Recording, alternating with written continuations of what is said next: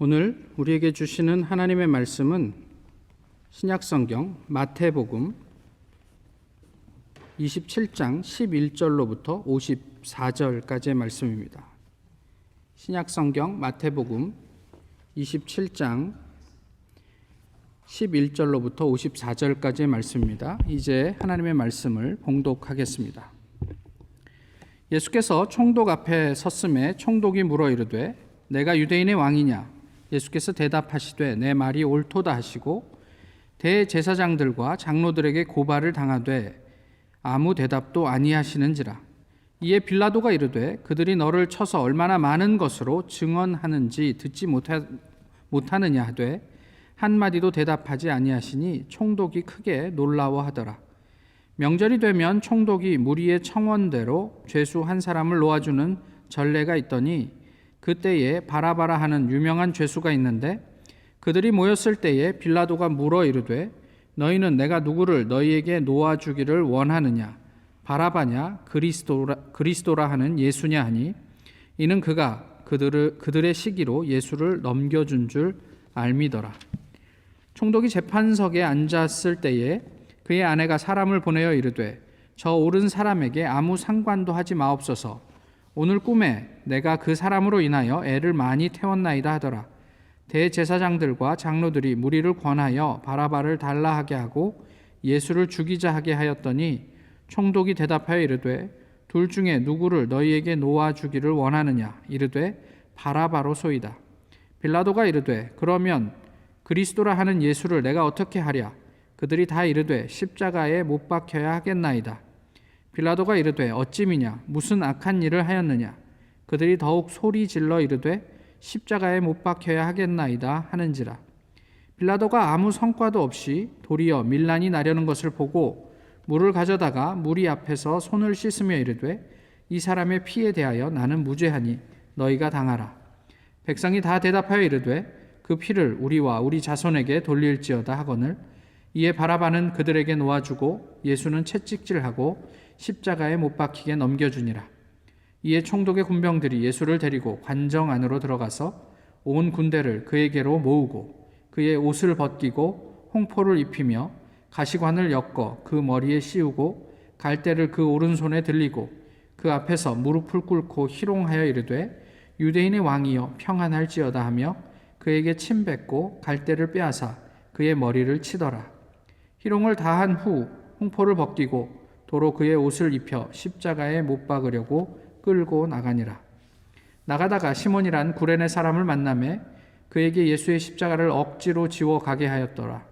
골고다 즉 해골의 곳이라는 곳에 이르러 쓸개탄 포도주를 예수께 주어 마시게 하려 하였더니 예수께서 맛보시고 마시고자 하지 아니하시더라.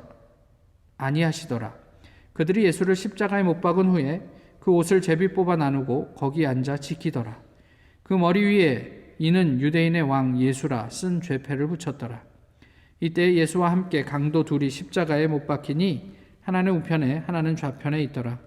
지나가는 자들은 자기 머리를 흔들며 예수를 모욕하여 이르되 성전을 헐고 사흘에 짓는 자여 내가 만일 하나님의 아들이거든 자기를 구원하고 십자가에서 내려오라 하며 그와 같이 대제사장들도 서기관들과 장로들과 함께 희롱하여 이르되 그가 남은 구원하였으되 자기는 구원할 수 없도다. 그가 이스라엘의 왕이로다. 지금 십자가에서 내려올지어다. 그리하면 우리가 믿겠노라. 그가 하나님을 신뢰하니 하나님이 원하시면 이제 그를 구원하실지라. 그의 말이 나는 하나님의 아들이라 하였도다 하며 함께 십자가에 못 박힌 강도들도 이와 같이 욕하더라. 제6시로부터 온 땅에 어둠이 임하여 제9시까지 계속되더니 제9시쯤에 예수께서 크게 소리질러 이르시되 엘리 엘리 라마 사박다니 하시니 이는 곧 나의 하나님 어찌하여 나를 버리셨나이까 하는 뜻이라. 거기 섰던 자 중 어떤 이들이 듣고 이르되 이 사람이 엘리야를 부른다 하고 그 중에 한 사람이 곧 달려가서 해면을 가져다가 신 포도주에 적시어 갈대에 꿰어 마시게 하거늘 그 남은 사람들이 이르되 가만두어라 엘리야가 와서 그를 구원하나 보자 하더라. 예수께서 다시 크게 소리 지르시고 영혼이 떠나시니라.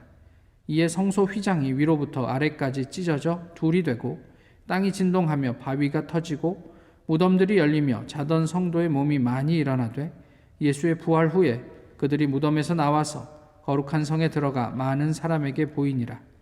백부장과 및 함께 예수를 지키던 자들이 지진과 그 일어난 일들을 보고 심히 두려워하여 이르되 이는 진실로 하나님의 아들이었도다 하더라. 아멘.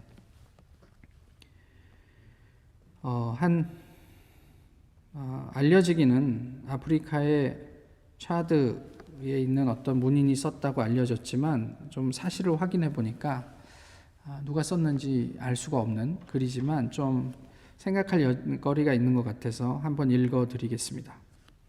아무도 아닌 그 하찮은 것에 의해 흔들리는 인류, 그리고 무너지는 사회, 코로나 바이러스라 불리는 작은 미생물이 지구를 뒤집고 있다. 보이지 않는 어떤 것인가가 나타나서는 자신의 법칙을 고집한다. 그것은 모든 것에 새로운 의문을 던지고 이미 안착된 규칙들을 다시 재배치한다.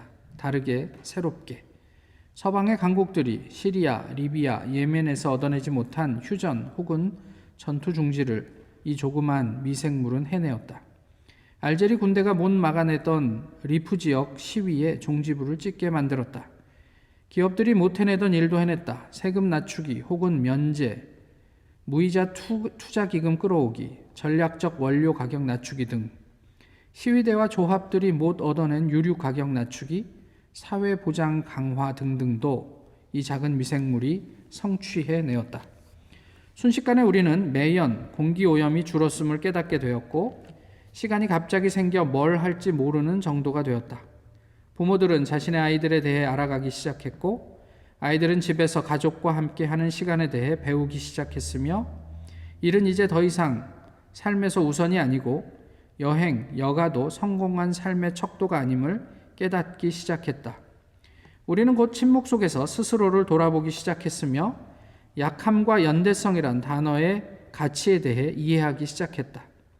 우리는 가난하거나 부자거나 모두 한 배를 타고 있음을, 시장의 모든 물건들을 마음껏 살 수도 없으며 병원은 10,000원으로 들어차 있고 더 이상 돈으로 해결되는 문제들이 아님을 깨닫게 되었다. 코로나 바이러스 앞에서는 우리 모두 똑같이 연약한 존재일 뿐이라는 것도, 외출할 수 없는 주인들 때문에 차고 안에서 최고급 차들이 잠자고 있으며 그런 식으로 단 며칠만으로 세상에는 이전에는 실현 불가능해 보였던 사회적 평등이 이루어졌다. 공포가 모든 사람을 사로잡았다. 가난한 이들에게서부터 부유하고 힘있는 이들에게로 공포는 자기 자리를 옮겼다. 우리에게 인류임을 자각시키고 우리의 휴머니즘을 일깨우며 화성에 가서 살고 복제인간을 만들고 영원히 살기를 바라던 우리 인류에게 그 한계를 깨닫게 해주었다. 하늘의 힘에 맞서려 했던 인간의 지식 또한 덧없음을 깨닫게 해주었다. 단 며칠이면 충분했다. 확신이 불확실로, 힘이 연약함으로, 권력이 연대감과 협조로 변하는 데에는, 아프리카가 안전한 대륙이 되는 것, 많은 헛된 꿈들이 거짓말들로 변하는 데에는 단 며칠이면 충분했다. 인간은 그저 숨 하나, 먼지일 뿐임을 깨닫는 것도, 우리는 누구인가, 우리의 가치는 무엇인가, 이 코로나 바이러스 앞에 우리는 무엇을 할 수 있나, 섭리가 우리에게 들이올 때를 기다리면서 스스로를 직시하자. 이 전 세계가 하나같이 직면한 코로나 바이러스 상황에서 우리의 휴머니티가 무엇인지 질문해보자. 집에 들어앉아 이 유행병이 주는 여러 가지를 묵상해보고 살아있는 우리 자신을 사랑하자. 인간됨이나 또 그리스도인됨에 대해서 생각이 많은 요즘입니다. 우리는 무엇으로 삽니까? 많은 사람들이 이전에 이미 언급했던 것처럼 우리는 돈이나 또는 성 또는 권력 이런 것들을 위해서 살고 있습니까? 좀 전에 읽어드렸던 어떤 사람이 이야기하듯 미물이 우리에게 가져다 준 어쩌면 선물 같은 시간 속에서 우리 스스로를 좀 돌아보면 어떨까 싶습니다. 아시는 것처럼 한국은 선거철이죠. 저마다의 목표를 두고 부여된 권세 이런 것들을 쥐기 위해서 다들 애쓰고 있습니다. 또 하나 N번방이라 불리는 텔레그램의 어떤 방을 운영하면서 성에 도취된 사람들이 세간의 주목을 받고 있습니다. 물론 이런 여러 가지 상황들은 돈과 분리될 수 없는 것임을 우리는 뉴스를 통해서 매일 접하고 있습니다. 사람이 사람 되는 것, 그것이 참 어렵다는 생각을 하게 됩니다. 하물며 참 그리스도인 됨이야 말해 뭐 하겠습니까? 인간됨 내지는 그리스도인 됨에 대해서 오늘 본문은 우리에게 말씀해 주고 계시는 바가 있습니다. 좀 긴 본문이었지만 우리가 익히 알고 있는 내용이고요. 본문은 예수님께서 십자가에서 죽게 되는 일련의 과정을 묘사하고 있습니다. 많은 사람들이 등장하는데요. 동일한 시대와 공간을 살지만 몇몇 사람들의 희비가 교차되는 것을 본문을 통해서 발견할 수 있습니다. 또 이들을 대하는 예수님의 반응도 우리가 한번 주목해 볼 만한 대목입니다. 어떤 죽음이라도요, 사람들은 대개 죽음 앞에서 경건해집니다. 그럼에도 불구하고 오늘 본문이 묘사하고 있는 당시에 살고 있던 예수라는 한 시골 청년의 죽음은 우리가 생각하는 그런 죽음의 분위기와는 좀 사뭇 다릅니다. 성경의 단어들만 우리가 좀 나열해 보아도 희롱, 침뱉음, 모욕, 욕설 등으로 죄 없는 죄인의 죽음이 한없이 짓밟히고 있습니다. 총독은 예수에게 자신이 그 예수의 생사여탈권을 가지고 있는 존재임을 과시하고 있는 듯합니다.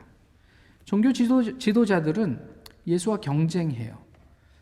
빌라도가 얘기했듯이 예수를 시기하기 때문에 자기에게 고발한 것을 빌라도가 알고 있었어요.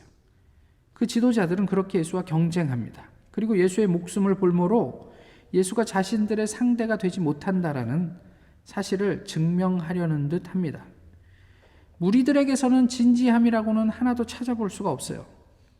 지도자들의 선동에 바로 얼마 전 자신들이 그렇게 환호했던 메시아는 연기처럼 사라져 버렸습니다.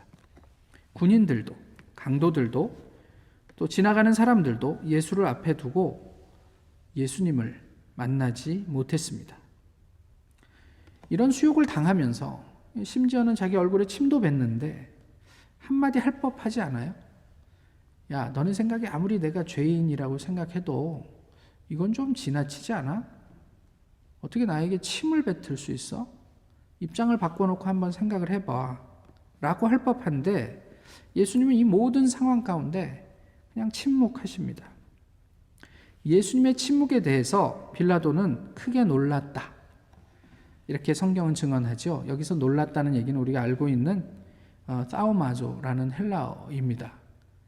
뒤에 가면 또 나오겠지만 그 포베오하고는 구별되는 놀람이라고 말씀을 드렸고요. 포베오는 사우마조랑 같이 비교해서 썼을 때 하나님을 만났을 때 경험하는 두려움, 이것을 포베오라고 이야기한다고 말씀을 드렸죠.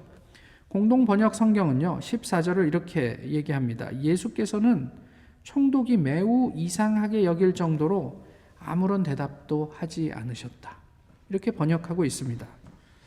왜 그러셨을까? 반면에 본문은 아주 특별한 사람을 소개하고 있죠. 아프리카에서 온 시몬입니다. 구레네 지역이 지금으로 하면 북아프리카 쪽, 알제리 쪽이 될까요? 그럴 텐데요. 알렉산더 루포의 아버지라고 마가복음에서는 소개하고 있습니다. 그 시몬은 하고 싶지 않은 일을 오늘 본문의 표현대로 억지로 감당하며 예수의 십자가 죽음에 동참했습니다. 이 경험이 시몬에게는 어떤 의미였을까요? 또한 의도한 것은 아니지만 예수님의 죽음을 지근에서 경험했던 백부장을 비롯한 일단의 무리들은 이는 진실로 하나님의 아들이었다라고 고백을 합니다. 성경은 이들이 심히 두려워했다라고 묘사를 하고 있죠. 조금 전에 말씀드렸던 것처럼 백부장이 예수님의 죽음 이후에 느꼈던 두려움이 포베오입니다. 그는 예수를 못을 박을 수밖에 없었던 사람이었지만 죽음의 일련의 과정들을 경험하며 그 안에서 하나님을 만났던 것 같습니다. 어느 공학자가 이런 글을 썼어요. 로봇 공학 개론. 가르치려면 인간을 알아야 하는데 난 인간이 다른 동물과 명백히 다른 점을 알지 못한다. 언어나 도구, 패턴 인식, 사랑, 잔인함이나 호기심, 탐욕, 거울 신경세포 등은 다른 동물들도 조금씩은 있다. 인간의 존엄성은 동물 중 힘센 놈이어서 오는 자의적 권력의 상징일 뿐인가? 결국 인간의 유한한 차별점은 뇌 신경세포의 두께 차이, 지능 차이 뿐인가? 인간보다 더 세고 똑똑한 놈이 오면 만물의 영장이라고요. 무엇이 그것을 증명합니까? 인간이 동물보다 나은 것이 무엇입니까? 평생 쓸 것을 손에 쥐고도 만족이 없는 존재. 더 가지기 위해서 이웃을 울게 하는 존재. 사람을 짐승처럼, 종처럼 대우하는 존재. 나를 뽐내기 위해 살인도 할 수 있는 존재. 가히 인면수심이라 할 만하지 않습니까? 사람의 얼굴을 하지만 짐승의 마음으로 살고 있는 것은 아닙니까? 이것이 만물의 영장이라 자처하는 사람들의 면면이라면 참 비참함을 금할 수가 없습니다. 나보다 더 센 사람 앞에서 나는 누구입니까? 우리보다 더 똑똑한 존재 앞에서 우리 공동체는 어떤 의미를 가지게 될까요? 예수님 앞에서 기고만장한 사람들, 세상이나 부할 듯, 세상 권세 다 가진 듯 만유의 주제 앞에서 치기를 부립니다. 아무 상관도 하지 마옵소서. 빌라도의 아내가 내 어제 꿈자리가 뒤숭숭하다며 이야기했지요. 이런 아내의 근심 어린 충고를 쓸데없는 소리라며 일축하고 그 부담을 덜기 위해 자신이 가졌다고 생각한 권세로 창조자를 죽음에 내주었습니다. 예수님은 그에게 이렇게 말씀하셨어요. 위에서 주지 아니하셨더라면 나를 해할 권한이 없으리니. 빌라도가 얘기했잖아요. 내가 너를 살릴 수도 있고 죽일 수도 있는데 왜 나에게 아무 말도 하지 않느냐. 이에 대한 예수님의 반응이 이것입니다. 위에서 주지 아니하셨더라면 나를 해할 권한이 너에게는 없어 라고 얘기한 거고요. 여기에서 쓴 권한이 엑수시아입니다. 저희가 얘기했잖아요. 엑수시아. 이것은 하나님의 두나미스가 아니란 말이에요. 예수님은 빌라도의 권세는 두나미스가 아니라 엑수시아라고 말씀하셨습니다. 하지만 재수없는 사람, 구레네 시몬을 한번 보십시오. 억지로 진 십자가. 그는 이렇게 생각했을까요? 난 그런 사람이 아닌데. 그러나 사람들은 그에게 돌팔매질을 했을 것입니다. 그는 어떤 생각을 했을까요? 그런데 성경은 그가 초대교회의 기둥과 같은 존재가 되었다고 증언을 합니다. 로마서 16장에 보시면 뭐가 문제가 있는 모양이에요. 로마서 16장에 보시면 바울이 마지막 그 인사를 하면서 그 루포, 알렉산더와 루포의 어머니에게 문안하라. 그는 내 어머니라. 이런 이야기를 했죠. 어떤 이유가 있었을까요? 또한 시몬이 십자가를 졌다는 말은요. 마태복음 앞쪽에 보시면 16장에서 누구든지 나를 따르려거든 자기 십자가를 지고 나를 따를 것이라. 자기를 부인하고 자기 십자가를 지고 나를 따를 것이니라 라고 이야기를 하죠. 우리끼리라도. 일단은 그렇게 이야기를 합니다. 여기는 일하도록 내주시고 저희는 예배 드리시죠. 그렇게 이야기를 합니다.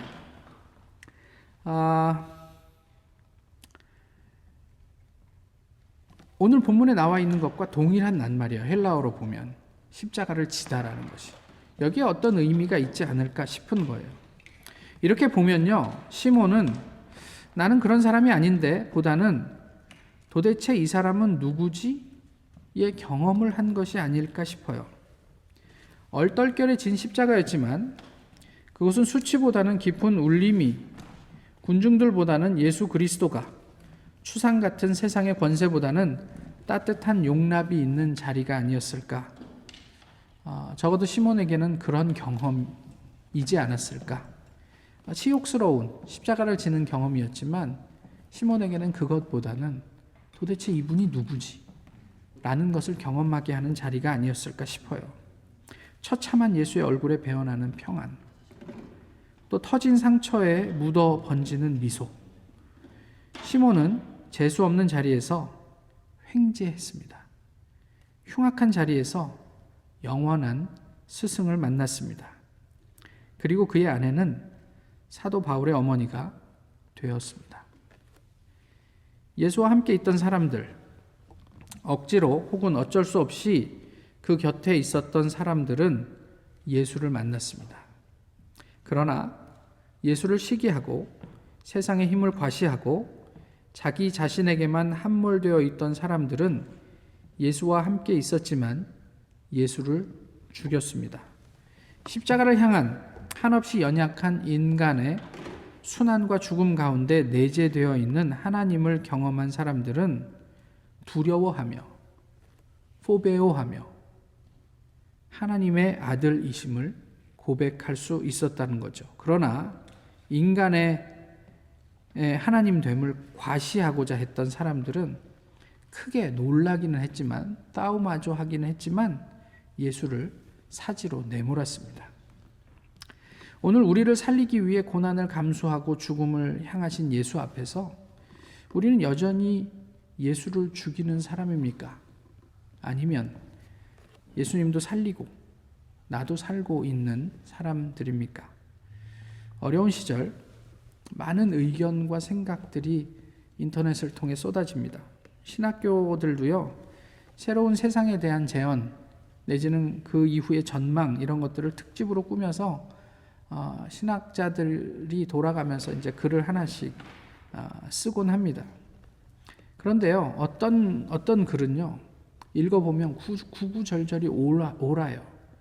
근데 무슨 느낌이 드냐면, 이분은 목회를 안 해봤구나, 이런 느낌이 들어요.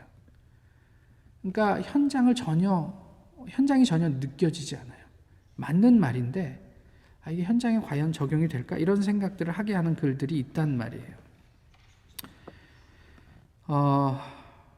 그것이 글이든 아니면 우리의 삶이든 그 속엔 생명의 기운이 꿈틀대는 게 중요하겠죠. 그 말을 통해서 생명이 느껴집니까? 우리의 삶을 통해 생명을 경험합니까? 사실은 이게 가장 중요한 내용입니다. 이렇게 집에서 따로 하나님을 예배해도 되는가? 언제나 다시 모여 예배할 수 있을까? 다시 말씀드리면 같이 모여서 예배하는가 또는 인터넷을 통해서 각자의 자리에서 예배하는가 하는 것은 어쩌면 그리 중요한 문제가 아닐지 모릅니다. 함께 모여 예배해도 생명을 담지 못하면 의미 없는 종교의식이 되는 거고요. 따로 예배하지만 그 예배와 나눔을 통해 나의 생명이 살아나고 이웃을 향한 그리스도의 마음을 담게 되고 예수님의 고난과 죽음의 의미를 새롭게 할 수 있다면 그것이 진정한 예배가 아닐까 싶습니다. 예수님은 사역 시작 전부터 저희가 예전에도 나눴지만 마지막 순간까지 하나님이 되라는 유혹 속에 있었어요. 그런 시험을 받으셨어요. 십자가 위에서도 네가 하나님이면 한번 내려와 봐, 이렇게 이야기를 하잖아요, 사람들이. 그러나 우리 주님은 끝까지 인간이기를 포기하지 않으셨습니다. 참된 사람, 참 그리스도인 됨을 우리에게 보여주셨죠. 사실 제가 이 동화책을 하나 가지고 왔는데 지금 다시 연결이 됐나요? 예. 네, 어쨌든 돼지는 알 수 없어 라는 제목의 동화책입니다.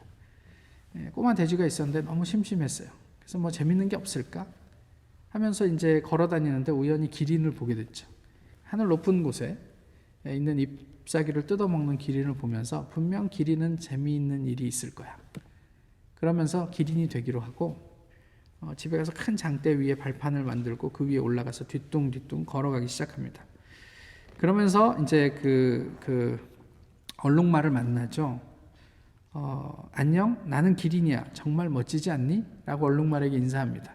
그때 얼룩말이 이렇게 대답하죠. 네가 무슨 기린이냐? 너는 긴 막대기 위에서 비틀대는 돼지야. 조심하는 게 좋을걸? 조금 가다가 이제 넘어졌어요. 아, 이건 아닌가 보다. 그리고 얼룩말을 봤으니까 온몸에 페인트를 얼룩말처럼 하죠.